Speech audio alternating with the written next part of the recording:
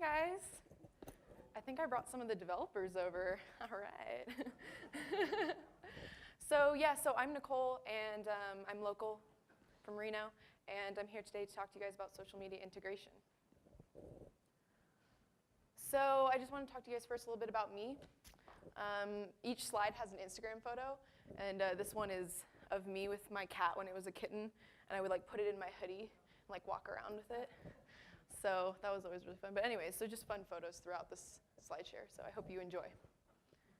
So half of the time I spend designing. I consider myself a designer, and then the other half of the time is social media. So whether I'm posting on a client's social media pages or coming up with a social media campaign, that's pretty much what takes up my day, so it's about half and half. So this is my team.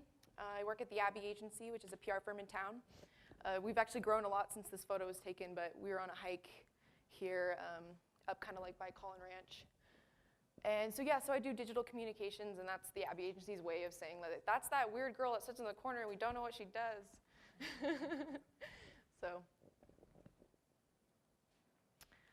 So about this presentation. So coming into it, I just want you guys to know that this presentation is not going to be about should you be on Twitter, should you be on Facebook. It's none of that.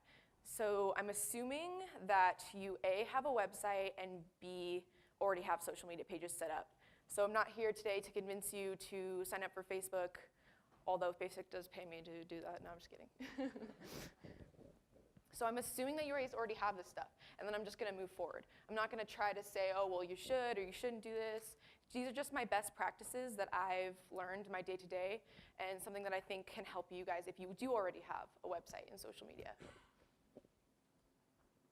Okay, so first of all, why should you integrate? I have this website and I have social media, but they're totally separate entities. And I just don't think that's the way to do it. I think things should be married. If you're going to have a website and social media, why not have them talk to each other? Just like a salad, you wouldn't want to eat the lettuce and then the tomatoes and then the cucumbers. This is a salad from Soto, by the way. Yeah. So when you have a website, you probably have all of your information on it. It's the hub of where everything lives. So your social media should be a branch of that. It should be an extension of what you're trying to do on your website. But on your website, you are also trying to drive people to your social media and engage with you in a new way. And then on your social media, you want to drive people back to your website to maybe buy something or fill out a contact form or whatever. So first, I want to talk a little bit about SEO. So the reason I think this is important to talk about is because everything you're doing on the web is to help you show up, right? That's why you do social media. That's why you have a website. So you cannot ignore it. And when you're working with websites, when you're working with WordPress, when you're working with social media, you have to consider these SEO things. So I know there was a whole talk about SEO, so I'll just kind of skate over this. But the point is you need to stand out. So those are my feet standing out in this crazy rug. So Google authorship. I think this is super important. And it's been getting a little confusing lately, and I'll just kind of simplify it for everyone. It's basically just a photo, your photo, showing up next to an article that you wrote in Google search results. And the reason this is important is because it makes you stand out. If you're looking at a page of 20 search results and one has a photo next to it, guess where your eye is going to go? It's going to go to the one with the photo, right? So this is a plugin that we use at the Abbey Agency for Google authorship, and if you can see it there, Google plus author information in search result. I just think that it's an easy thing to do with a WordPress site. Just install that plugin, and it's going to help you and your articles show up in Google. Get people to click on them. This is my little brother on the right, playing the saxophone, and his friend Daniel. So this is an example of one of the blogs we wrote at the Abbey Agency. My boss, Abby, she wrote how to market a Kickstarter campaign, and you can see it has now her avatar photo next to it. And when people Google how to market a Kickstarter campaign, that comes up along with her photo. It gets clicked on all the time. I can tell you, we get a lot of leads because of this. I have a Kickstarter campaign, can you help me market it? Okay. Okay, so you're thinking, all right, I have social media icons. I want people to go to my site and see them, but how do I make this happen? So just first of all, I think when you're thinking about where to put your social media icons, you want it to be easy for people to find them. I mean, I always am going to websites and looking just for their social media icons, because that's where their legit social media profiles are. If you search within Facebook or within Twitter, it starts to get a little confusing, which one is the correct profile. So I always go straight to their website and try to think, okay, so where are they? They're either going to be at the top or in the footer. We have both here on the Abby site. And if not, I think on the sidebar. But don't bury them in your contact page or your about page. They should be front and center and easy to find. So this is The Verge. They have them in their footer. I think they could benefit from having them at the top as well, because they have a really long website. You have to scroll all the way to the bottom to get to the footer.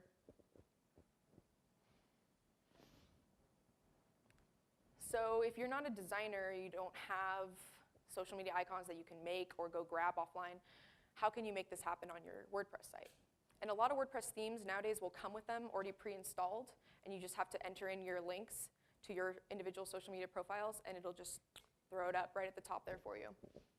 But if not, if you're using a theme that doesn't have that, what you can do is throw them in a widget area or throw them in your footer. And so there are a bunch of plugins that will do this for you, or if you know a little bit of code, you can kind of just make it happen yourself. So I don't have any specific plugin names for this one, but you could, there are so many. I just recommend going to the WordPress codex and just searching for them. Yes, so if you just go to wordpress.org, or if you Google social media icon plugin for WordPress, that'll bring you there as well. And when you're trying to find a plugin, look at the reviews and see if anyone else is using it, what the comments are on it, and if it's a legit plugin or not, and kind of what people are saying. With things like this, social media icons, I'm sure there's tons, and lots of people are using them, so I wouldn't really worry about finding a good one with this. Okay, this is Grumpy Cat. Special place in my heart for Grumpy Cat. Favorite meme. So, okay, so when it comes to a social media feed, I'm talking about on your sidebar or your footer, you have a feed from Twitter, and it says all your tweets or all your Facebook posts or whatever it is. So my personal opinion on this is that you shouldn't do it, but I know that that's not always the case. Clients want to do it or whatever, and that's fine if you want to. Not going to hate. But if you are going to do a social media feed, just think about the right place to put it. Is probably going to be best either in the footer or on the sidebar. So yeah, there are a bunch of plugins that can make this happen. Twitter is really popular for this, and some themes come with it installed as well. And of course, you can always grab your own. So Grumpy Cat says no, but I mean, whatever you want to do. Okay, so then the other thing about a website is that you probably have blogs on WordPress that you want to share. So what you'll have are social sharing buttons. I'll show you what that looks like. So right here, under this blog post that we wrote, we have pin it, share it to LinkedIn, tweet it, Google+, and Facebook Like. So when I come to a blog post and I read it, almost always I want to share it with my followers and be like, hey, check out this blog, it's super cool. And when blog posts don't have this, it's always really frustrating, because what are you going to copy and paste the URL? Ain't nobody got time for that. So what I would recommend is that you just find a plugin that can do this for you. So when you're on WordPress, look for a plugin that can do that type of social sharing. I think one of the ones we use is called Twitter Facebook Social Share. So there are a bunch of other ones, though. It's just a matter of what you like in terms of this aesthetic. And then for how to track how people are interacting with these social share buttons. Of course, you can see here, okay, 17 people have shared that on LinkedIn, but you might dive a little deeper. And with Google Analytics, you can actually wrap a little bit of tracking code around these sharing features, and you can see how people are interacting with them a little bit further. Also, auto-publishing. Okay, so what this means is you post a blog, and it instantly goes to Facebook, instantly goes to Twitter, whatever you have set up. So I also don't recommend doing this, and here's why. You should really take the time to customize your post to the platform. And so when you have something that's made for Twitter and it auto-publishes to Facebook, it's going to look a little strange. The hashtags don't work on Facebook or whatever. And if you post a blog, it's not going to look the same that you would if you were to do it in the Facebook interface. So think about tagging photos, tagging people on Facebook. You're not going to be able to do that if you auto-publish a blog post. So just take that extra 5 minutes to customize a post for your Facebook pages or your personal profile, and I just think that you'll get better results. So don't open the floodgates. This is a picture of my hometown that was recently flooded during the winter, which is really, really weird. And it's kind of scary. Okay, so just coming from the 2 API discussions earlier. So basically what that means is that you're taking information from this other site, so whether it's Instagram or Twitter, and you're pulling it to your WordPress site. So there are a whole bunch of plugins that can do this for you. I'll tell you right now, Pinterest is not available. I don't know when it will be, but you're not going to be able to put any Pinterest stuff on your website unless it's like a pin it button. But Instagram is available, so what you can do, and what I've recently done, is you can pull your Instagram photos onto your WordPress site or whatever. So say instead of having a photo gallery on your site, you want to just display your Instagram photos, the last maybe 5 Instagram photos you took. This is entirely possible with WordPress, and it's super easy. I think this is simply Instagram is a plugin that does this. I've never used it though, so that's not an endorsement or anything, but I was doing some Googling and I found that one. But also you can just kind of do some research on your own and find out what's going to work for you. But know that you can find your favorite social platform and pull the content into your site. And API stands for Application Programming Interface. Just in case anybody's wondering, not apple pie issues. What am I doing on time? If you guys have questions, just yell them out.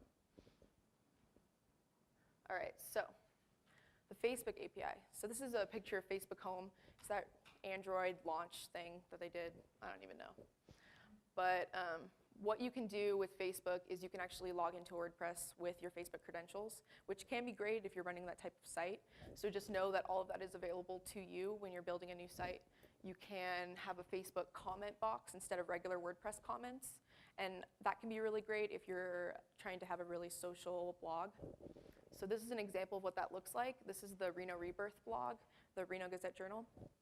And instead of having this site is run on WordPress. Instead of having a regular comment box, they just have Facebook comments. And so when you post that comment on this site, it shows up on the Facebook platform as well. It shows up in both places. Right, that's correct. You guys seen this blog? It's awesome. If you don't follow it, you should. Reno Rebirth, the RGJ. Okay, so the other thing is if you're running a site, you're using social media, you need to be able to track everything you're doing. So I recommend Google Analytics. It's free, it's really easy to use. If you don't know how to install the little tracking code yourself, there's even a plugin that can do it for you, which I think is actually just called Google Analytics, so you can Google that and find out. And so a couple things you can track with Google Analytics. You can track people coming from social to your WordPress website, which is really great if you have a client and you're doing social media for them and you're like, hey, I got you 1,000 hits to your website today, or whatever. You can also track the social sharing use. Talked a little bit about that earlier. And it just makes so much sense. Why wouldn't you? So that's it. This is a picture of my 2 friends, Kyle and Kyle, dressed alike. My slides are available on slideshare.net/NicoleRoseDion. And if you guys have any questions, I'm here for you. Yes? It's coming. Hold on. 1 second. Microphone's coming.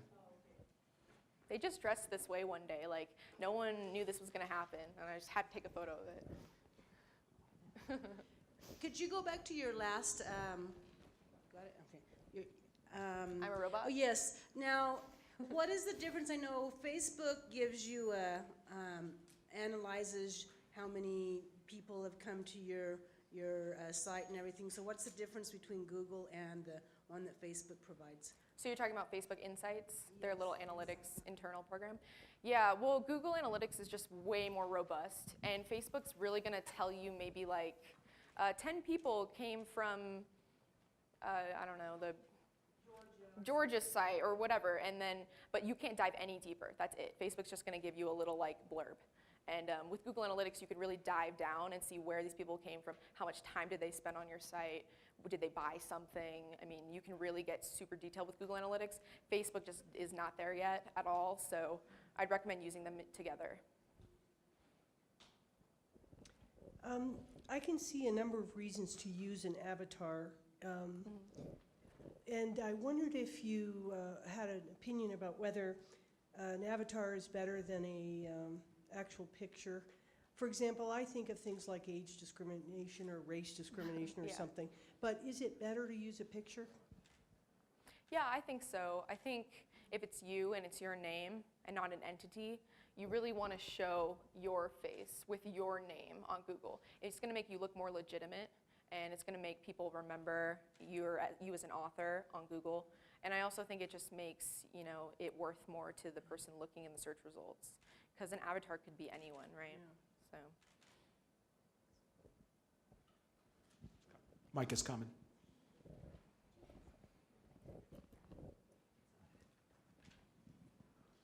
Great presentation, really helpful. I just wanted to mention social media icons. My favorite is Accurax, Oh, thank you. A-C-U-R-A-X. Gives you little icons. You can have hearts or like 17 different styles. And Nice. then for social sharing, it's already built into the Jetpack suite if Yep, you want to activate that.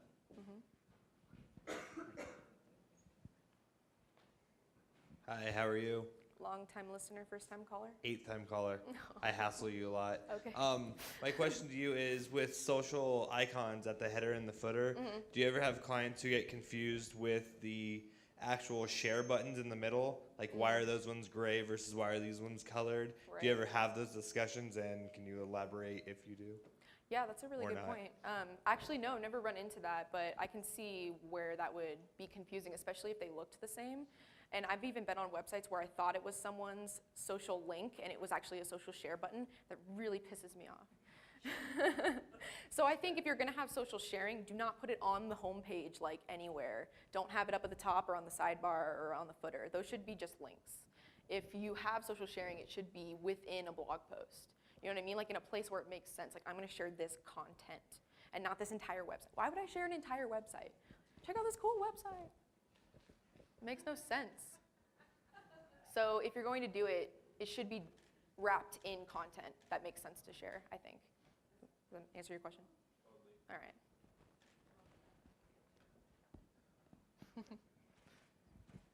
Hi. So as far as being integrated, I run a nonprofit website. With all of those social media buttons, like how many of them should we be running? How many of them would the suggestion be for like staying socially content driven, but also not wanting to kill myself at the end of the day? How many social platforms do you guys have right now? Right now we have Facebook, Twitter, Pinterest, and a Flickr account. Okay. And my boss went to another workshop a couple days ago, and she's like, "We need more." I'm like, Oh. I Oh wanna my die." God, stop. I would just recommend be where it makes sense. So if your audience is on Pinterest, then check it out. If you have the time and the resources to do it. Don't sign up for the new MySpace just because you think you should. You know what I mean? If you have the staff, the resources, the money to spend time on a new platform, I'm sure you don't because you're a nonprofit. And your audience is there. Because if your audience is not there, then you're wasting your time. You know what I mean? So if you're a candy store, I mean, you probably don't need to be on LinkedIn, right? So, you know, just know where your audience is, do a little research on the demographics of the platform, and if it makes sense. I'm standing between you guys and lunch right now. Sorry. Hi, great lecture, thank you. If you have a theme that has social media icons on it, and you want to add others that don't come with your theme, how do you integrate that? That's a good question, and I've noticed some themes will just give you the basics, like Facebook, Twitter, LinkedIn, or whatever, and then you're like, but I also have these other social media platforms. So in that case, I would just disable that feature and put them somewhere else on your site. So if that theme comes with it installed, like in the header or whatever, I would just put them on the sidebar in a little widget area, and then just put all of and just keep it consistent, because you don't want to have some up there and then some over here, and it just gets kind of crazy. So yeah, if that's the case with you, that's what I would do. We could have up to 5 more minutes of questions if you want. Lunch is next. Awesome. Bring it on. Answer a bunch of questions. Hello. Hi. When you're analyzing your results for your clients, what features are you looking at, or what specific things are you looking at to give them feedback on how successful your social media is? Great question. Boss asks me this all the time. So what I always say is, what was the goal of what you were doing? So if you have a Facebook page and you're like, okay, why do we have a Facebook page? What's the goal of this? What's the point? What are we doing? So if the goal is that, hey, our fans are on Facebook and they're trying to communicate with us, we need to communicate back. Well, are you accomplishing that goal? And if so, great, successful, right? If you run a campaign on Facebook and your goal is to get new fans, how many new fans did you get? Was it successful? All right, awesome. But it tends to be a little more convoluted when it's like, we just want to do this to get awareness in hopes that we'll get new customers and blah, blah, blah. So in that case, a lot of what we do at the ad agency is PR. So if we get a placement on like the New York Times or whatever, I'll say, okay, how many referrals, how many people went to that article and then went to your website? And then I think that shows huge ROI for the client. So that's, I think, something we can do with Google Analytics, and I think is a great option for trying to show the client like how you provided some value with your social media or whatever your efforts are. And you do the same thing with social media. So if you're running Twitter, how many people came from the Twitter to the website and bought something? I mean, that you can dollar signs with that. So. What would be your recommendation for helping to convince clients that social media is important? Like, I help write blog posts for some. We have some people, we help them with blog posting and stuff. It's like, it's never going to get that far if you don't have any of these other platforms that you're marketing it on. Right, yeah. Social media is just an extension of what you're doing on your site, like I said earlier. So if you have some content and then your next step is to share it on Dig or Facebook or whatever, you're just helping it grow. So the more you share, the more you put it out there, the more people are going to come back to the content. So that's why you would do it, is just to... But how would you convince your clients to do those? Yeah, I mean, that's hard. It just depends on, what their audience is and what their goal is, so that's hard. I don't necessarily think everyone needs to be on social media. So it's kind of a case-by-case basis.